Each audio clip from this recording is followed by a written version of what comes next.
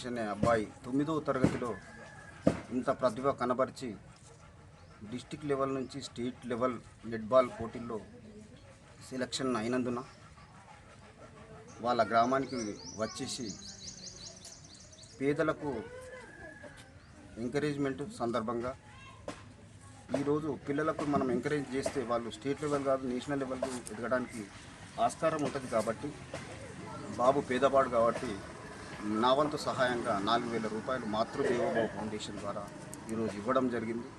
ఇలాగే సేవా కార్యక్రమాల్లో ఎంతటి ఆపదలున్నా ఎవరైనా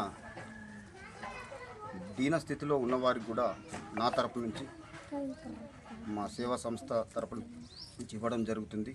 అలాగే మా గ్రామ సర్పంచ్ అయినటువంటి